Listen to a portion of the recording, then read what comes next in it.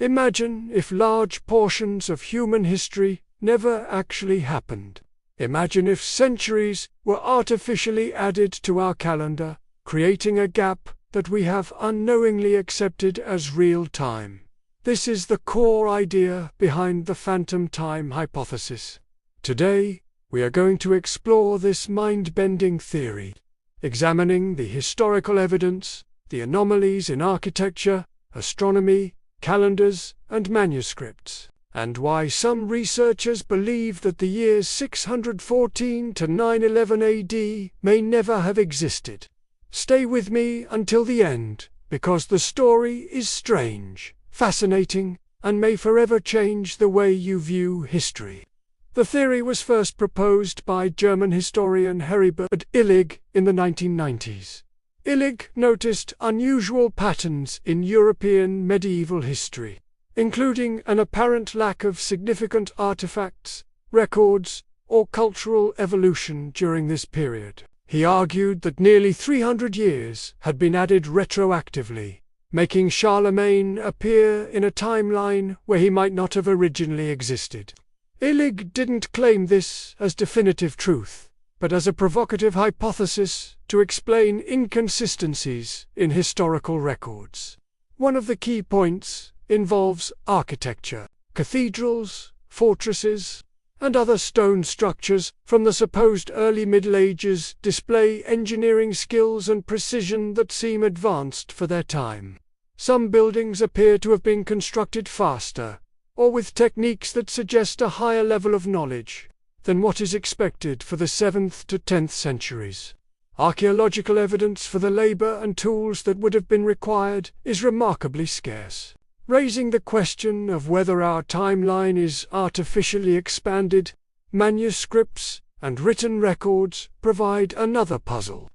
Surviving texts from the early Middle Ages are limited, and many show sudden shifts in style, language, and content. Latin, for example, appears surprisingly consistent across centuries, when we would expect more evolution. Similar issues arise with early chroniclers, legal documents, and religious texts. Some historians suggest these gaps are natural due to wars and destruction, while supporters of the theory argue that missing centuries could explain the abrupt transitions. Calendars and astronomical observations offer additional clues. Ancient scholars meticulously tracked solar and lunar events, eclipses, and planetary alignments. When modern astronomers compare recorded eclipses and star positions with calculations based on our current calendar, discrepancies emerge. Some eclipses appear to be out of alignment by decades or even centuries, while mainstream science attributes these differences to errors in copying or recording. Proponents of the phantom time hypothesis see them as evidence of altered history. The calendar itself provides further intrigue. The Julian calendar, introduced by Julius Caesar, required adjustments over time due to its slightly inaccurate year length. In 1582, Pope Gregory introduced the Gregorian calendar to correct the drift, removing 10 days from the calendar. Some researchers argue that if the calendar had accurately tracked time, the correction should have required more days, suggesting that prior centuries may have been miscounted or fabricated. Technological jumps also support the theory. Agriculture, metallurgy, and construction appear to progress rapidly after the 10th century, with limited evidence of gradual development in prior centuries. This sudden acceleration is puzzling. If the missing years did not exist, it could explain how societies seemingly leapfrogged in skill and knowledge without leaving a continuous historical record. Global inconsistencies reinforce the mystery. When comparing European, Middle Eastern, and Asian chronologies, some events appear compressed, expanded, or misaligned. Dynasties rise and fall at times that seem inconsistent with natural generational timelines. Supporters argue that a timeline artificially lengthened in Europe could create these apparent mismatches across civilizations. Manuscript transmission adds another layer. Many medieval texts were copied and sometimes centuries after they were supposedly written. These processes could introduce errors or allow entire generations of time to be misrepresented. Illig and others suggest that historical compilers may have inserted years to align political or religious events with a desired chronology. Astronomical alignments in medieval architecture further fuel curiosity. Churches and cathedrals often align precisely with solstices or equinoxes, but the exact dates of construction sometimes conflict with historical records. Some observers speculate that builders may have worked from adjusted calendars, reflecting an altered perception of time. Again, this is not proof, but it adds depth to the discussion.